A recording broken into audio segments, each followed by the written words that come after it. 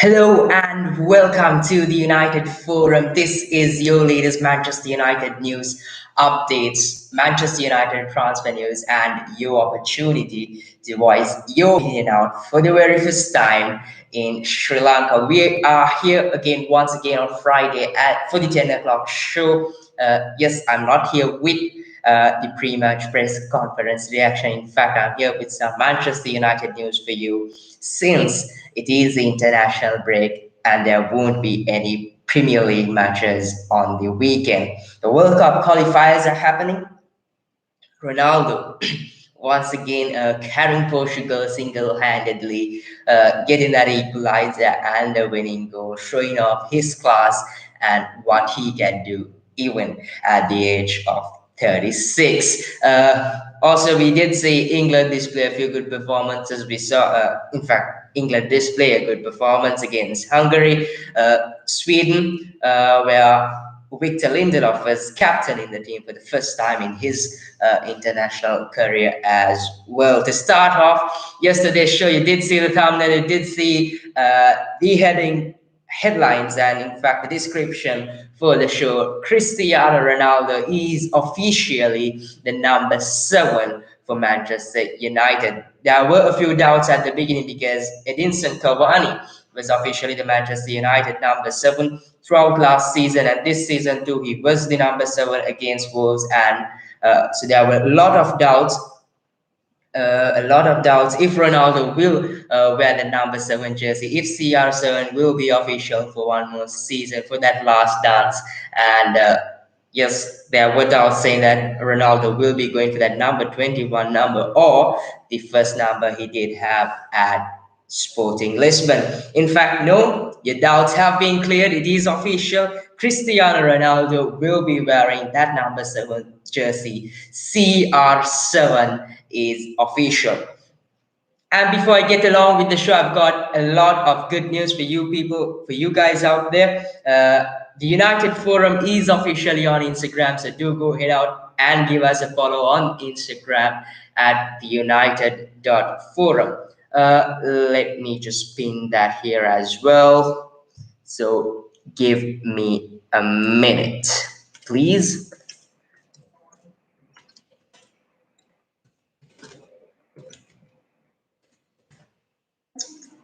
Follow us on Instagram at the United.forum.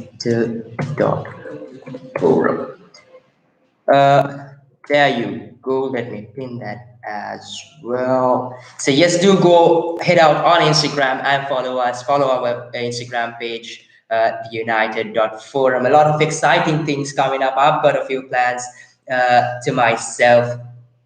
So hopefully things go according to plan. A lot of exciting things coming for us. Do follow us on that Instagram page, and I will be updating you guys on the page throughout the week. Apart from Fridays and Sundays at 10 p.m. since I'll be live here on YouTube. To start off, Ronaldo, yes, is once again officially the number 7 for Manchester United.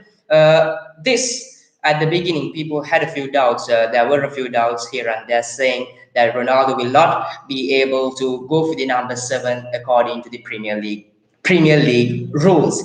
Since Cavani wore the number 7, especially on that Wolves match, he also made an appearance. Since Cavani was the number 7 for Manchester United, there were certain thoughts on Ronaldo being that number 7, and in order for Ronaldo to get that number 7 jersey, United have to get the Premier League dispensation, and this is something like permission from the Premier League to make Ronaldo the official number 7 for Manchester United. And yes, so the Premier League did agree to it. They have officially allowed Manchester United to go ahead and allow Cristiano Ronaldo to wear that number 7 jersey. And the Premier League have also stated that as with Cristiano Ronaldo officially being the number 7 jersey, fans who have purchased the number 7 jersey of Edinson Cavani can come to their store and exchange it with a Ronaldo jersey with the number 7, or they can refund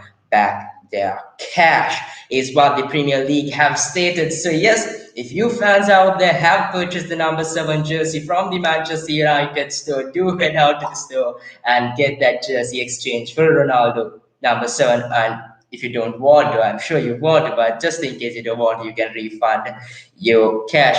And this was Edinson Cavani, in fact, could have easily rejected to give this number 7 jersey up, just like the legend of Manchester United, the greatest of all time, Phil Jones did for Rafael Varane. So as you did know, when Rafael Varane was signed to Manchester United, he was requested to give the number 4 jersey up for Rafael Varane. But as we all know, it's Phil Jones. He is the greatest of all time. He is the GOAT. He said, no, I'm the number 4. I'm going to keep it. Varane, you may have World Champions Leagues, but I'm not going to give you that number 4 jersey. So yes, Varane had to settle with the number 19 jersey, and Ahmed Diallo was humble enough to give that number 19 jersey up for Rafael Varane. And I think it was a class of touch by our El Matador Edinson Cavani to give that number 7 jersey up for Cristiano Ronaldo. And what Ronaldo had to say about this was, I wasn't sure if it would be possible to have the number 7 shirt again. So I would like to say a huge thank you to Eddie for this incredible gesture. I think, yes, it is an incredible gesture throughout his career. Cristiano Ronaldo has had the number 7 jersey throughout most of his career. He's had that legacy. CR7, he is a brand himself. So yes, I do think that Cristiano Ronaldo is rightfully deserved for that number 7 jersey. Yes, there was a number 7 jersey because once Ronaldo left Manchester United, in fact, he came to Manchester United. He broke the number 7 jersey shirt and gave back that number 7 jersey to Cristiano Ronaldo. Class of touch by our El Matador, Edinson Cavani. What a man. Class recognizes class. Talking about Cavani, yes, fans around the world, Manchester United fans are over the moon after he did give up his number 7 jersey for Cristiano Ronaldo. But Edinson Cavani is a little unhappy. I say unhappy. In fact, I say Cristiano Ronaldo. My goodness, Edinson Cavani, in fact, is unhappy with what is externally happening at Manchester United.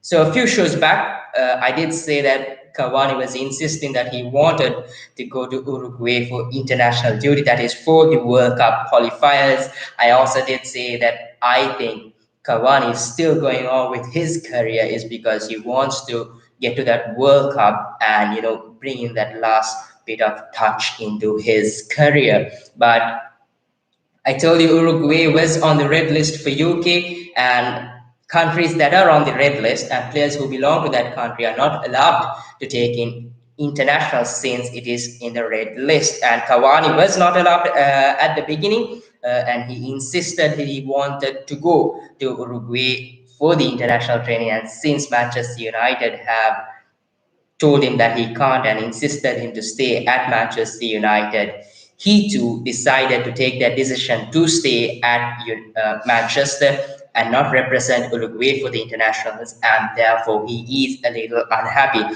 He had also spoken to the Uruguay director of football or his manager. I'm not quite sure who it was, but to one of them. And he also told that it is a decision I have to take for my career, because if he does go on international duty, when he comes back to England, he has to quarantine himself, and that will be of about 8 to 10 days. And according to Ole Gunnar Solskjaer, staying out for 8 to 10 days means you have to get back to training, train for another 10 to 8 days to get back to that fitness level, and then once again travel back for that international break maybe. And so yes, Cavani too had his thoughts on this and decided to stay at Manchester because of the red list and everything, the strict rules currently at Britain in UK, in fact. So he is a little unhappy. What Edinson Cavani did have to say about this is we do not get rich with the national team. We have a commitment to ourselves and a moral commitment to defend our country.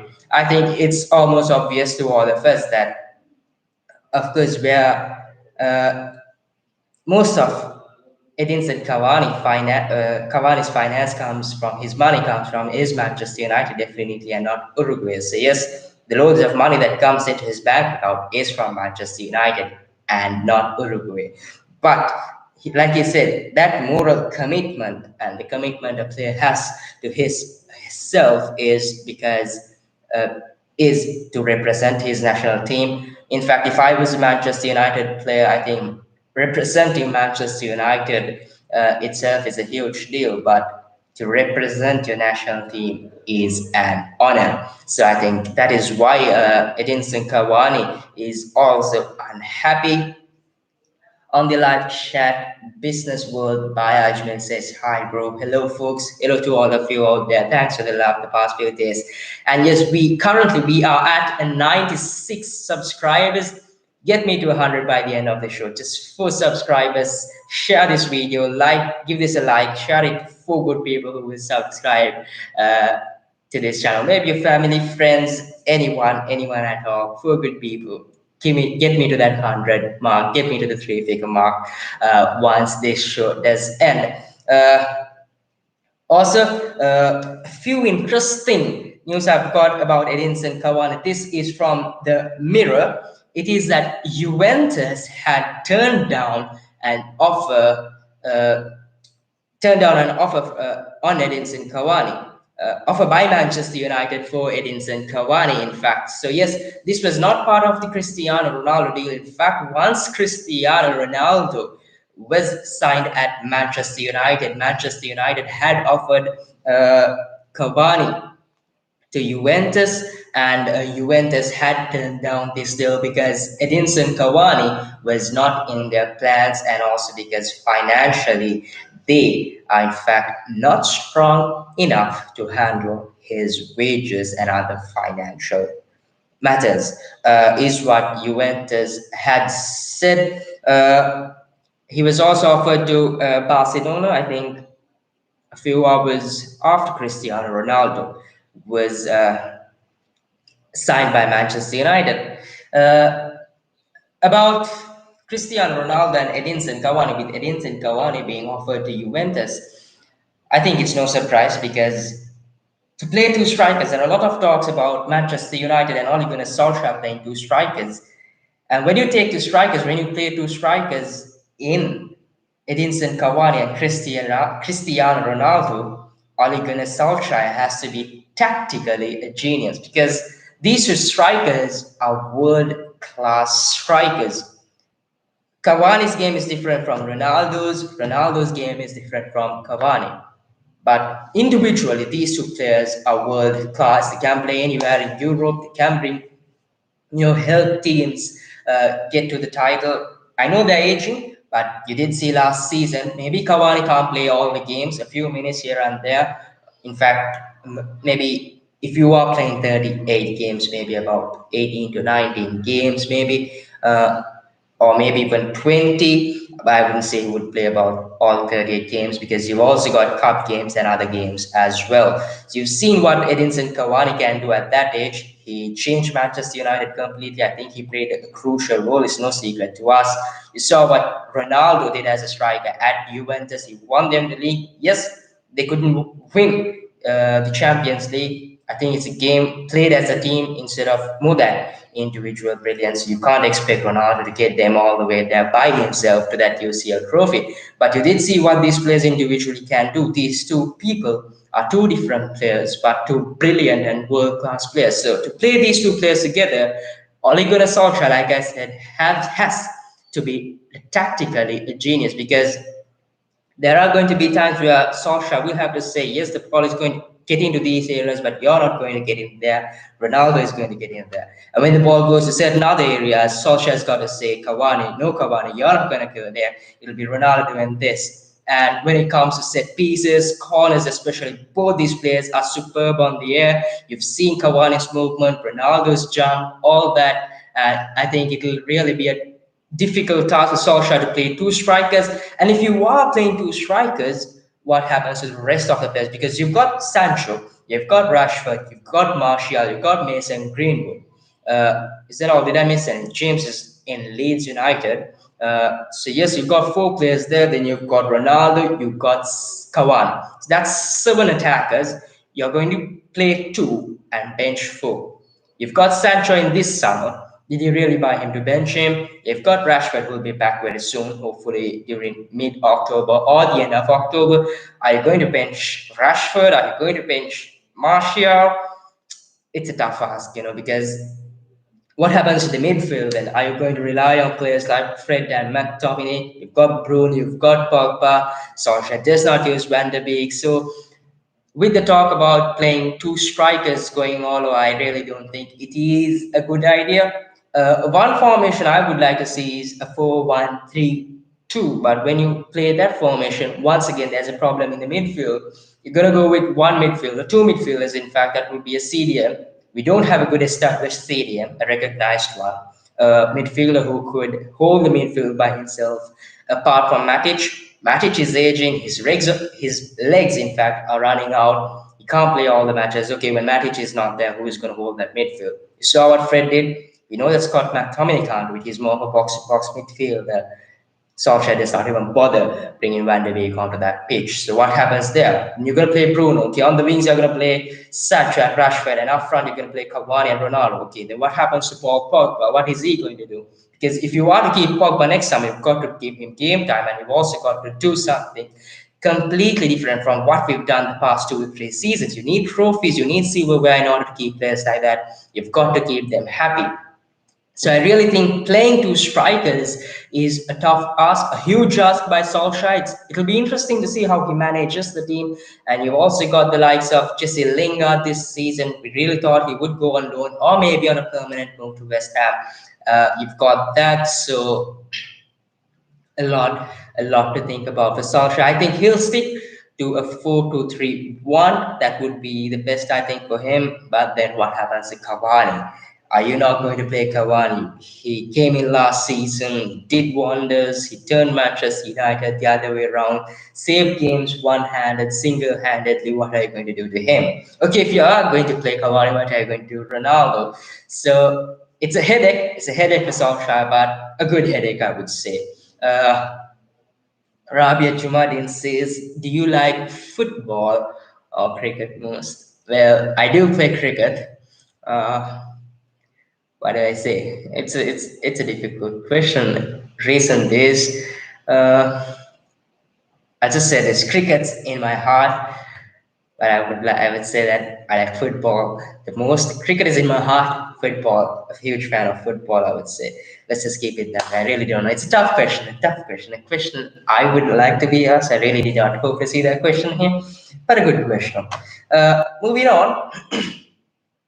Interesting, interesting. So we do know that Diogo Dalot was approached by Borussia Dortmund. Dortmund wanted Dalot on loan, and I actually thought a loan move to Dortmund is a superb move for Diogo Dalot. I thought he'll break it apart at the Bundesliga. He is a young player. Offensively, we've seen what he can do. Defensively, yes, he has room for improvement. I thought he'll do superb at the Bundesliga, especially at Dortmund. I think it fits perfectly for Diogo Dalot. But yes, we did not see him go because we couldn't find a replacement. We couldn't get Kieran Trippier. The asking price was way too much from Atletico Madrid, and I thought it was a good thing Manchester United did not go for Kieran Trippier because he's 30 years old. Would you spend that money Atletico Madrid is asking on a guy who is 30? Is he at the peak of his career? I'm not quite sure. He is a Spanish champion. He's got a few years on his legs, maybe about 3 to 4 years, maybe a five maximum. I really don't think he can do it. 5 years at the Prem. But yes, would you bring him down to Manchester United? You've got Aaron Wan-Bissaka. How you've spent so much money on Wan-Bissaka? Are you going to bench him, or are you going to bench Spanish champion? And would he be satisfied to be at the bench and watch that youngster play out there instead of him? And talking about that, a Spanish outlet says that Trippier has chances. Manchester United are still willing to go for Kieran Trippier in the winter transfer window, that is in January. My thoughts on this, of course, I really don't think it's a good transfer. Yes, he'll improve us offensively, but we do know Aaron Van Bissaka is young. He's got the potential to improve a lot. We've seen a few glimpses of him doing wonders, not wonders, in fact. We've seen a few glimpses where he contributes offensively quite well. I've seen a few good crosses towards the end of last season. I did see a few this season. It's still the beginning of this season. I think he has a lot of room for improvement. He can be a world class right back offensively and defensively. Defensively, well, I don't have to say what he is. Offensively, yes, he needs improvement, and I think he can get there with time. Give him time, and I'm sure he will get there. So I really don't think we should go in for Trippier. I think Dalot is the future. He is happy at Manchester United. He knows that he is not the number one choice right back. So as long as he is happy, I'm happy to keep him here. So I think we should go with Dalot and not Kieran Trippier. Also with Ronaldo, yes, Ronaldo has touched down in Manchester United. Because if you did watch the Portugal game, Ronaldo was handed a yellow card for his celebration. That was, he took his top off. So yes, he was handed a yellow card, and therefore he can't play the next match for Portugal. If you also watch the Portugal managers, I'm not quite sure what his name is. His post-match press conference, he did say that he is not able to play. He won't be available to play the next game. So it's really of no use taking him for to really can't remember the country they are playing next, and they've got a few games and they've got Qatar as well. So it's no point in him flying with all these strict rules in the UK. So yes, the right choice is to send him back to England so he could regroup with the Manchester United group. He has touched down in Manchester United, and yes, unfortunately, he has to isolate for 5 days.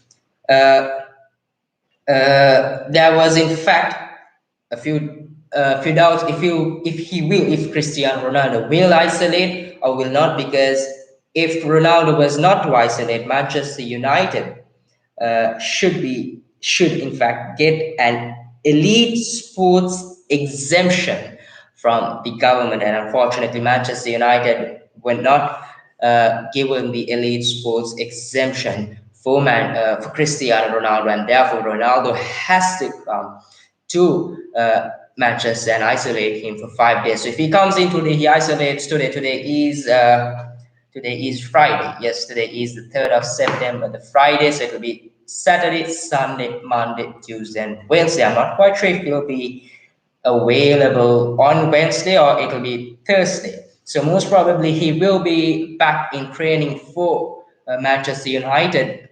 In fact, not for Manchester United, he'll be back in training with the Manchester United lads, that is Marcus Rashford, Harry Maguire, and the others on Thursday. And apart from that, individually he can do training alone. That is what you call it. I'm not quite sure. So he can train by himself instead of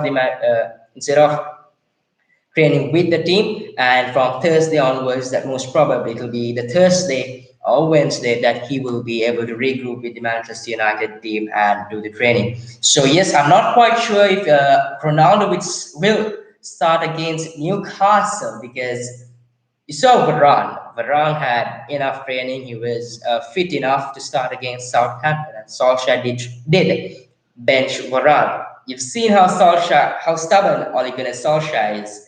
Solskjaer is Solskjaer. He might take the out of the box decision and bench Cristiano Ronaldo and maybe bring him later on and not start with him. So yes, I have my doubts if Ronaldo will start. In fact, it is also creating a headache for us FPL managers, isn't it? With all these rules, because Emiliano Martinez and Buendia, also from Aston Villa, have gone for international duty while their countries have been red listed. So yes, it is creating a headache for us FPL managers, isn't it? With the players we have to select, because a few players won't be available for a few matches if they do go on international duty on those red listed countries. So yes, Ronaldo will be isolating for 5 days, most probably back on Thursday for training with the Manchester United group, and hopefully, fingers crossed, we get to see him start on that Newcastle match day. I really want him to see him start. I hope things change while once Cristiano Ronaldo will be back with Manchester United for training, and I really want to see how Ole Gunnar Solskjaer handles this situation with Cristiano Ronaldo and Edinson Cavani. Not just that, not just those two players, but as a whole, how this training is going to happen now, how his tactics are going to be with Ronaldo coming in, because we did see it was the same with United the past 3 weeks, the past three matches against Southampton, Wolves, and who is it?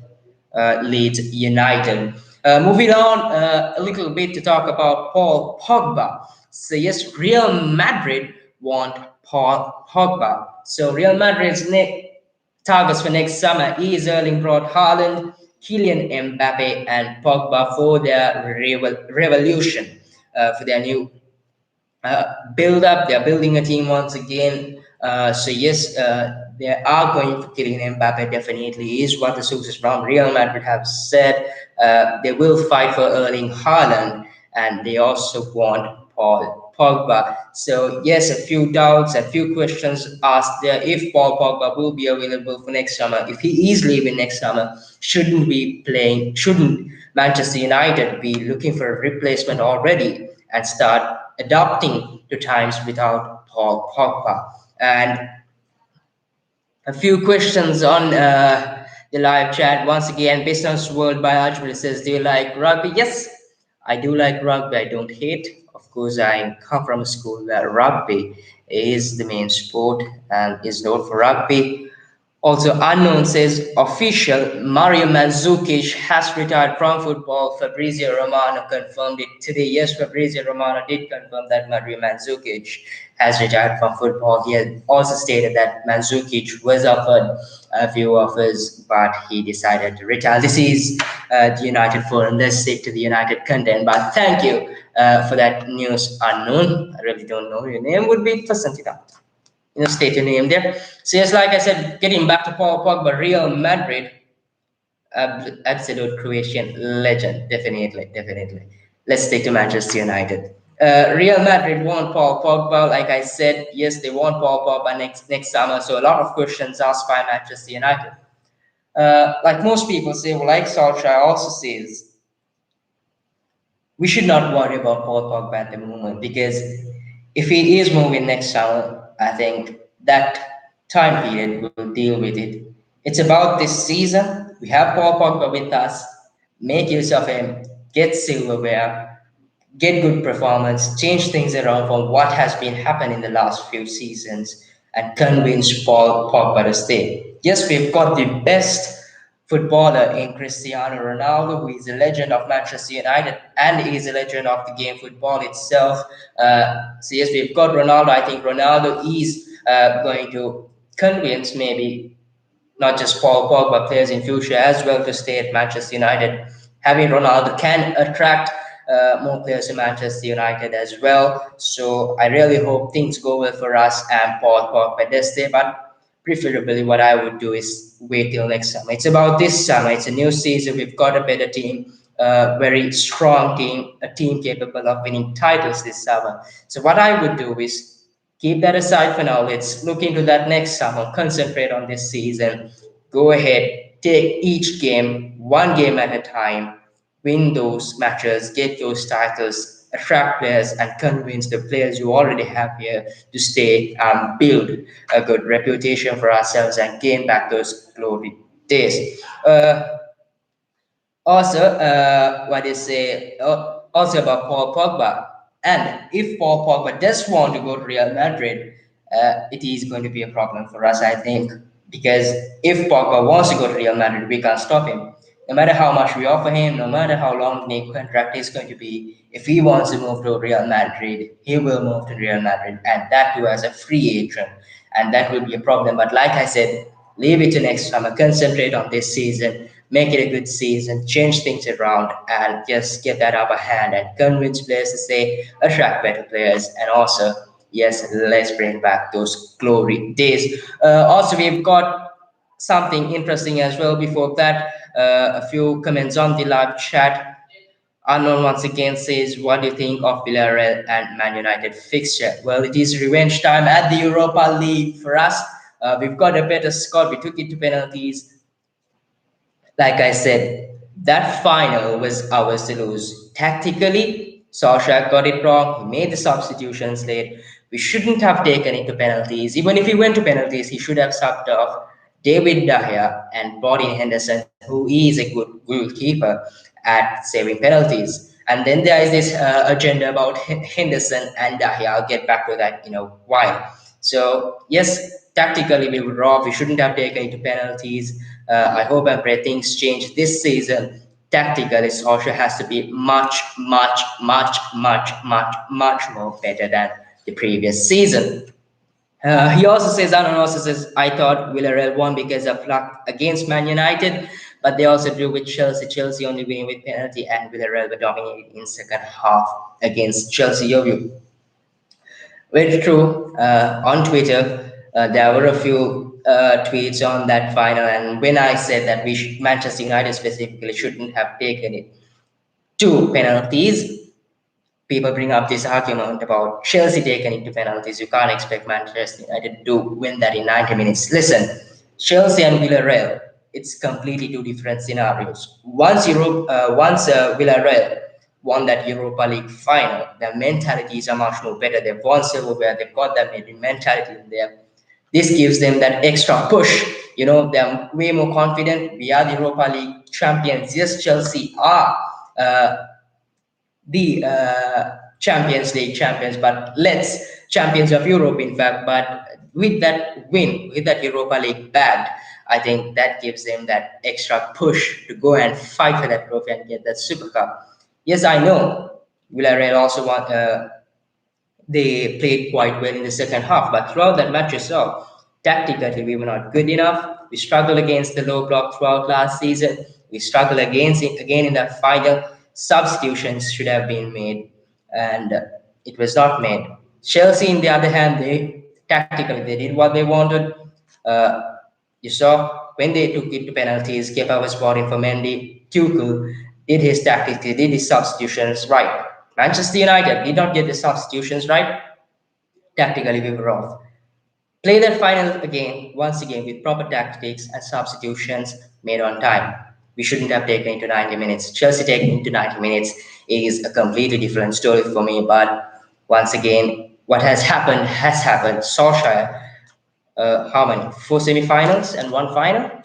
And this season he's got to get silverware. No excuses. And also Bissouma from Brighton, in fact, is linked to a few teams, and a few is linked to a few teams, and a few teams are pushing for that transfer on the January transfer window, specifically Liverpool. And I think this should be the perfect time for Manchester United to go in and get that deal.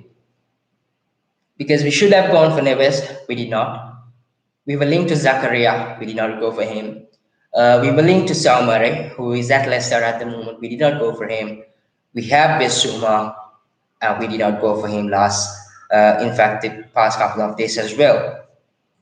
It shows you that Solskjaer is happy with his squad. Manchester United is happy with the squad they have, and Solskjaer also said that he is happy with the transfer business done during that window, and anything else is a bonus.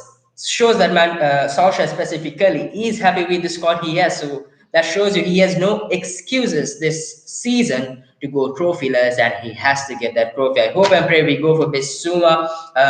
You talk about a Brighton player coming to Manchester United. I think he is the perfect player, though Graham Potter is doing a fantastic job at Brighton specifically for me.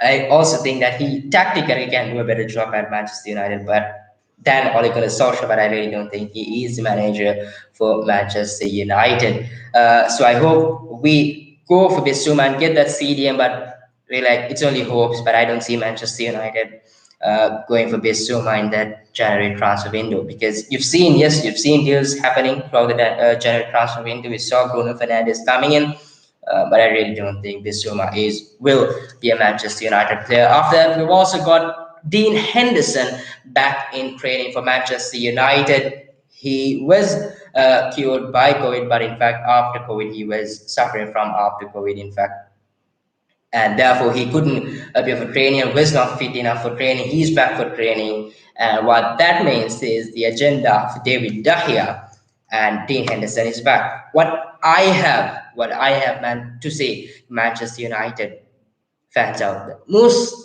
of the Manchester United fans I know judge David De Gea by that Europa League final. No, that's not how you should judge David De Gea. David De Gea has kept Manchester United relevant for years. He's one player of the year for consecutive years. He is a world class player. Don't use that final to judge David De Gea. De Gea is my number one goalkeeper. Most players, most fans, in fact, judge De Gea by that Europa League final. We shouldn't have taken penalties. De Gea, in fact, shouldn't be taking a penalty. It's not his duty. I know he should have saved, but that's a different story. So I don't think that match should be used, in fact, to judge David De Gea. In fact, that aside, Henderson is back in training. So yes, once again, another headache for Ole Gunnar Solskjaer, but a good headache. Shahida Weiss says, what do you think about the CDM situation at United? I've told you plenty of times. I've told you guys plenty of times. I told this in the last show. If Manchester United don't go for a CDM, pray. Seriously, pray, is what I said. What I think about the CDM situation at United, it's horrible. Solskjaer is still being stubborn, and we saw him play Fred and Pogba. Pogba dropping in too deep. Once again, we need Pogba to move forward. He is the type of creator we need, to do that service for us, strikers, our wingers, and do those passes for us. He couldn't do that last match. He was dropping into it because he was playing along with Fred in that pivot. He was the remote control for Fred. So the CDM situation at United, I would say, pray, pray, pray, because we don't have a proven center defensive midfielder apart from Nemanja Matic, who can't play all 90 minutes. So pray. Unknown says, I don't think United got big game mentality, but now they have signed big game mentality players like Ronaldo. He will bring some trophies and that extra mentality boost for winning trophies. True, very true. I like that. I love that comment actually, because yes, the signings of Cristiano Ronaldo and Rafael Varane or in fact are very important for us, because these players have won leagues around the globe. Ronaldo, in fact, has won the Premier League. He's won Champions League. He won the league in Spain. He won the league in Juventus, the latest. I know, in fact, not the latest, but the latest trophy he's won. One of the latest trophies he's won, in fact, is that Italian league. Rafael Varane has got 4 Champions League for himself, Champions League trophies for himself. He's won the World Cup. He's won 14 trophies. He's played 14 finals. He's won all 14 of them. So you've got experienced campaigners in Cristiano Ronaldo and Rafael Varane, who are proven winners across Europe. And I think these 2 signings are key signings this summer for Manchester United. They bring that winning mentality to that Manchester United group, and that extra push and extra run Manchester United need. Because you look at the Manchester United squad, name me 3 players who last won a league. Yes, Nemanja Matic, but that was not during the last 3 to 4 years, I would say. De Gea maybe, yeah. And who else? I wouldn't say Nemanja Matic because that was quite a long time. So maybe during the past 3 years, maybe. So it's not Nemanja Matic. We actually don't have any player out there who's won the league throughout the past 3 to 4 years, maybe at least during Solskjaer's time. So I think Ronaldo and Varane are really key signings for us. Unknown also says Oli is a better man manager than Graham Potter. True. In the big club like in a big club like Man United, you need more of a man manager more than tactics. Zidane is not a great tactician as Pep, but he was a great man manager for UCLs. Listen. I know Solskjaer is a good man manager, but this is my opinion. This is my opinion. Your opinions differ. So do send out your opinions on the live chat. just like this guy over here, Arnold, has done. This is my opinion. Yes, we all do know that Ole Gunnar Solskjaer is a great man manager. You look at it this way. You take that Villarreal final once again for an example. He was managing that team, and maybe he did not make the substitutions at this time is because he's got the best squad playing out there, and he's like, all right, if I take Rashford out now, he's the best player, one of the best players I've got in the squad. And he's gonna be like, I'm one of the best players in the squad right now, and you sub me out, and you bring Daniel James in maybe if he did that, maybe Paul Pogba, he subs Paul Pogba, or maybe Bruno Fernandes. At a time like that, you have to be ruthless. You have to take those decisions because managing at a club like Manchester United is about taking those hard decisions. And I think man management at times is what has cost Ole Gunnar Solskjaer, in fact, in making those decisions. I think man management maybe is why when the Beek doesn't come in, there are also arguments saying that if Solskjaer is not man managing Van de Beek, well, why is he still at Manchester United? He should be leaving by now because he is not getting game time. And okay, he is man managing well. If he is man managing well, once again, that is what is costing us games because Van de Beek shouldn't be on the bench. He should be playing there instead of Fred. At certain circumstances, man management has cost Ole Gunnar Solskjaer games. I think if you are a Manchester United manager, those hard decisions have to be made. I know Arsenal says, of course, Zidane is not equal to Ole, but I am just saying that tactics is not everything.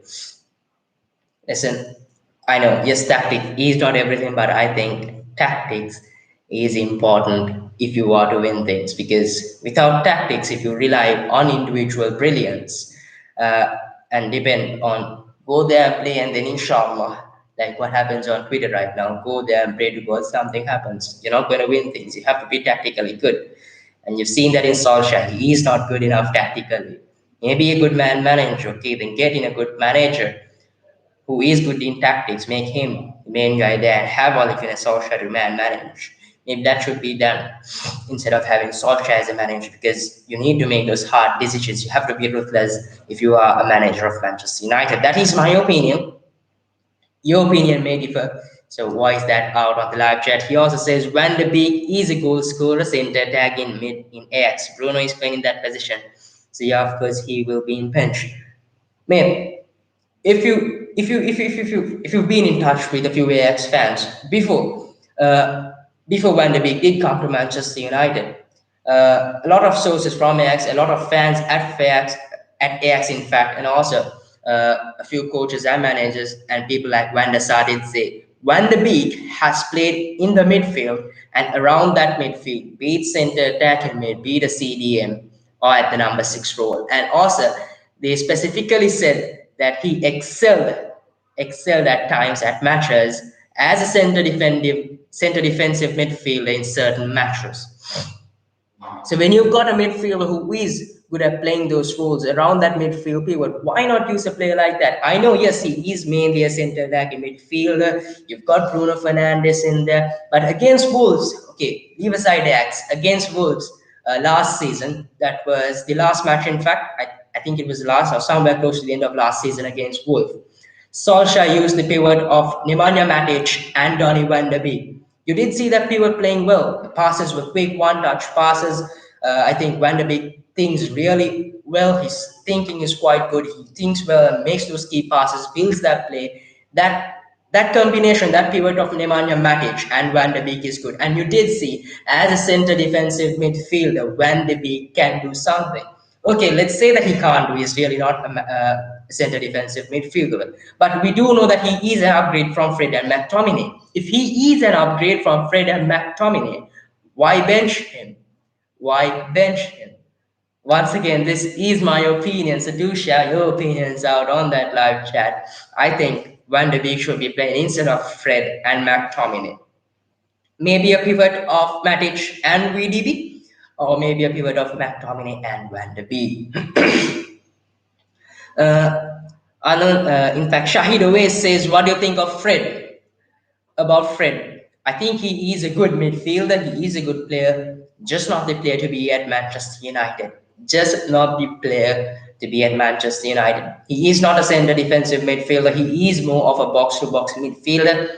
I think with a proper CDM next to him, he can be a very good player. You saw that at Brazil. Neymar too did emphasize on the fact that when Fred, in fact, played a crucial role in a game that they won. So, but I really don't think he is a player at Manchester United, and we've got plenty of options on his position as well. Maybe a good squad player for Manchester United. Yes, a good player to rotate, but just not the player to start for us.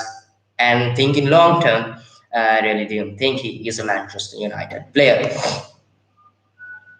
Anonos says, I watched AX for years. Van de Beek, he is not CDM type of player. He played some matches, but it wasn't even convincing. Yeah, man. What I meant was not all the matches he played as a CDM were good, but there were few matches where he did play well. And like I said, if he can do a better job than Fred, if he can do a better job than Matic, why bench him and not play him? Because, all right, he did not perform at Ajax as a CDM well. But at Manchester United, in that midfield pivot of Nemanja Matic and Van der Beek, where they played against Wolves, he did play in the preseason as well with Nemanja Matic once again against Everton. And both those matches, he played quite well. He was better than Fred. He was better than having a McTominay out there. So when you've got a player who is better than Fred and McTominay, why bench him? Why not play him? That is my question. Yeah, he may not be a CDM, like I said, like I keep saying. If he is an upgrade on Fred and McTominay, why not play him? That is my question. So yes, that is it for today, folks. I really enjoyed today's show. A lot of questions asked on the live chat. A lot of questions asked, in fact, on the live chat. Once again, I'm sorry for repeating that. A lot of questions asked on the live chat. I enjoyed today's show. I hope you guys enjoyed the show. I really hope to finish the show quite early, but yes, it has exceeded 40 minutes.